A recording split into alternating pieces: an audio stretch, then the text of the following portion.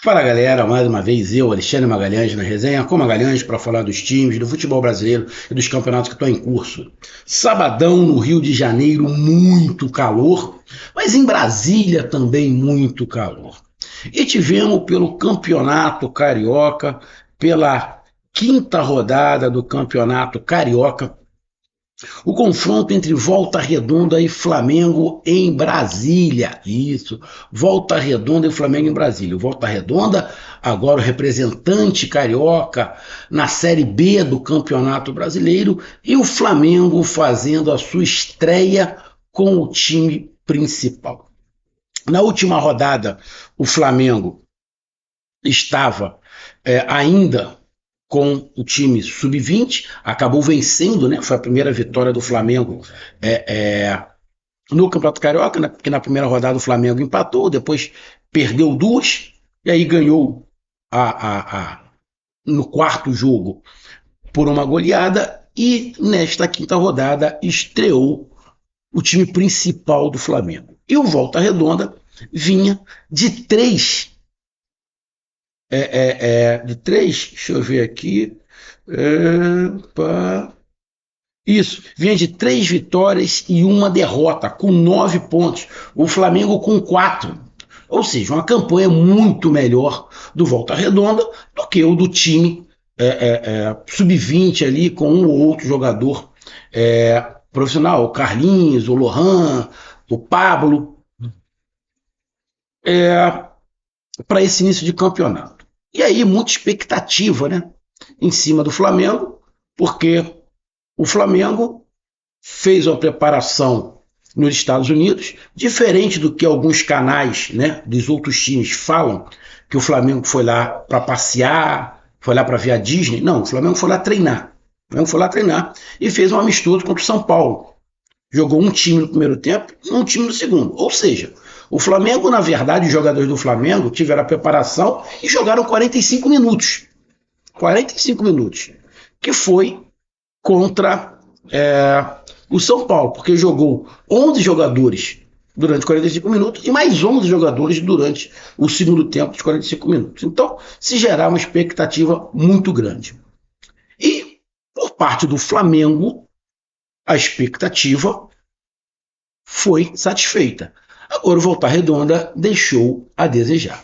E aí a gente vai falar sobre isso. Volta Redonda 0, Flamengo 2. E o Volta Redonda lamba os beiços, que poderia ter tomado uns 4, 5 com uma certa tranquilidade. Se o Flamengo acerta um pouquinho mais a pontaria, teria sido aí uns 4, 5 sem muita dificuldade, sem fazer muita força.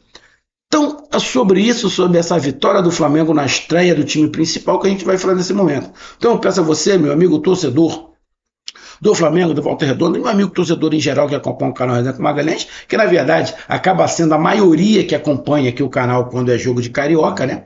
Então eu peço que você curta, compartilhe, inscreva-se no canal, dê o seu like, ative a notificação, coloque nos comentários, entre no nosso WhatsApp, que está aqui embaixo na descrição do canal, você vai lá do seu nome, o time que você torce, que eu coloco você no grupo do seu time, só para lembrar, para falar de futebol, não para falar de política e nem de religião, e se você quiser ajudar o canal a crescer, você pode dar através do Pix, que é o número do nosso WhatsApp, você pode dar através do Superchat quando tiver com lives, e você pode dar através do clube de membro do canal Resenha com Magalhães aqui embaixo de azul. E agora você pode ajudar através do Valeu, que é esse coração que cifrão está do lado de compartilhar. Mais uma coisa, não deixe de se inscrever no canal, que mais da metade da galera que acompanha o canal não é inscrito, então dá essa moral pro canal, inscreva-se no canal. Então só para lembrar aqui, Volta Redonda iniciou o Campeonato Carioca perdendo, depois ganhou 3 e agora perde essa para o Flamengo. E o Flamengo começou empatando, se eu não estiver enganado, foi isso, acho que o Flamengo começou empatando, depois teve 2 derrotas seguidas, né? E agora 2 vitórias, uma com o time que era o sub-20 e essa agora. Bom, se a gente for pegar os números, né? Não tem nem o que dizer. Acho que o Volta Redonda deu 1 ou 2 chutes, o Flamengo deu para mais de 25 chutes. Né? Posse de bola, o Flamengo ficou a posse de bola 70% ao longo do jogo todo. Ou seja, foi basicamente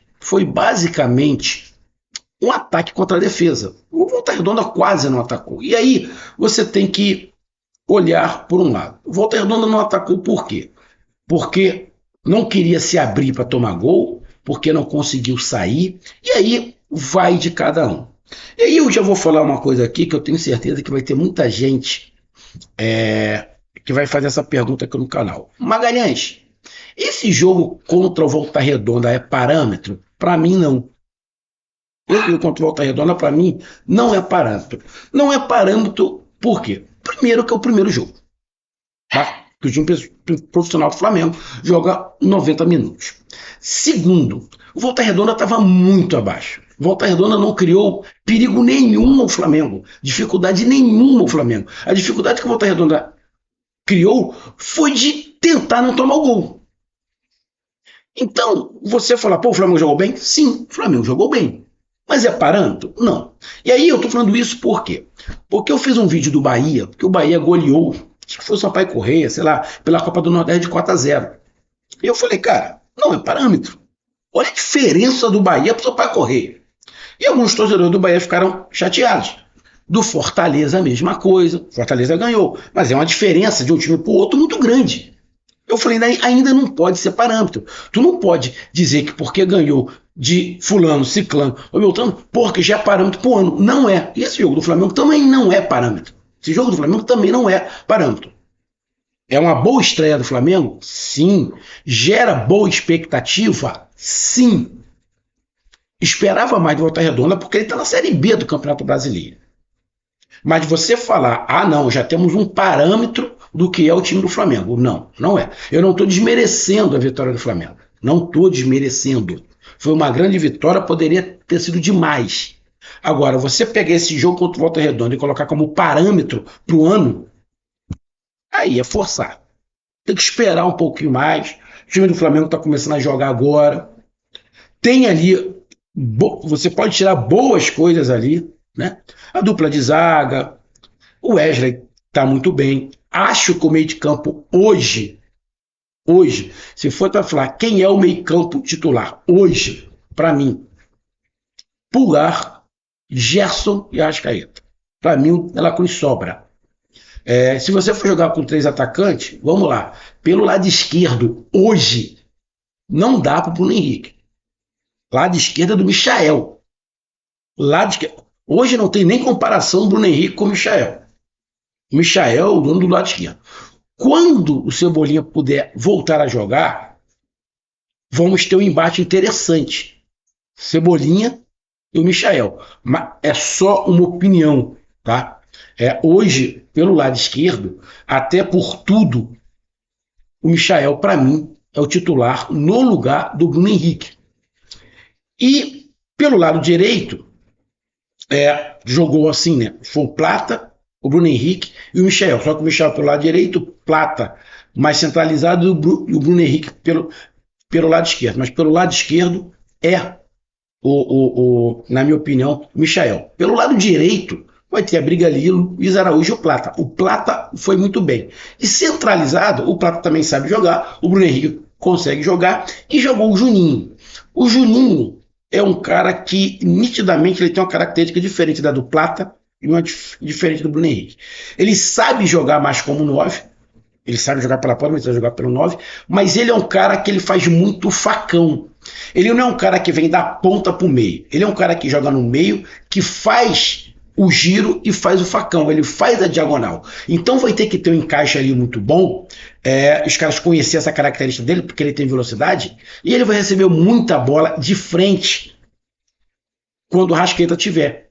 Ele vai receber muita bola de fazer aquele 1-2 ou aquele facão. Tanto recebendo pelos laterais como pelo Arrascaeta ali. Então é um cara muito interessante. E eu acho que hoje, né, fica nesse momento, quando tiver todo mundo em condições, pelo lado direito uma briga do Plata com o Luiz Araújo, pelo lado esquerdo o Cebolinha e o Michael, e centralizado ali como centroavante, Bruno Henrique e o Juninho.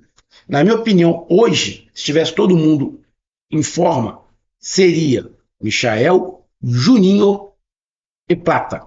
Hoje, como você tem o Luiz Araújo e o Cebolinha que podem tomar essa função. O Bruno Henrique ali também, que é muito útil. No meio de campo, como eu falei, eu acho que o De La Cruz está muito abaixo.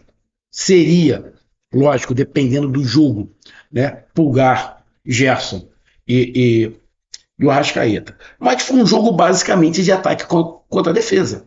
O Flamengo criou boas oportunidades, meteu bola na trave, poderia ter terminado o primeiro tempo em 2-0, fez um gol com o Michael, com uma boa triangulação. O segundo tempo iniciou fazendo gol, teve mais oportunidades.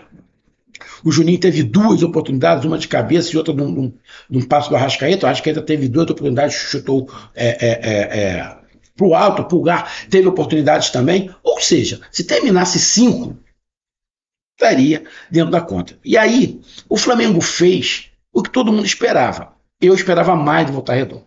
E aí vai de cada um.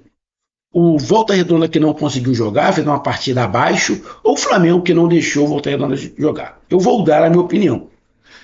Do jeito que o Flamengo estava jogando, eu acho que o Volta Redonda preferiu não querer encarar, não se abrir e jogar no contra-ataque. É uma tática. O problema é que o Flamengo não deu a bola para o contra-ataque do Volta Redonda. E aí, como o Flamengo não deu a bola para o contra-ataque do Volta Redonda, o Volta Redonda jogou basicamente atrás, tentando não tomar gol. O Volta Redonda quase não fez contra-ataque nenhum. Quase nenhum. Eu acho que o primeiro escanteio foi no segundo tempo. O primeiro chute foi no final do tempo. Ou no início do tempo.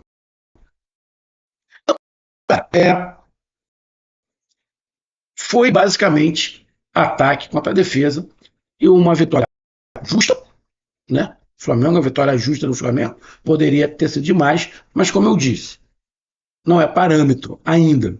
Tem que se jogar mais. E a classificação nesse momento, Volta Redonda é o segundo com 9 pontos, apesar desta derrota, e o Flamengo sobe ali para a terceira colocação com 7 pontos, mas ainda tem ali o Nova Iguaçu, que tem 7 pontos, que ainda vai jogar, a Portuguesa, que tem 6 pontos, que vai jogar, o Vasco da Gama, que tem 6 pontos, que vai jogar, o Fluminense, que tem 5 pontos, que vai jogar, o Boa Vista tem 5 pontos, vai jogar, o Sampaio Corrêa tem 5 pontos e ainda vai jogar, ou seja, tem um monte de time que pode passar o Flamengo provavelmente ao final dessa quinta rodada, o Flamengo vai estar fora do G4.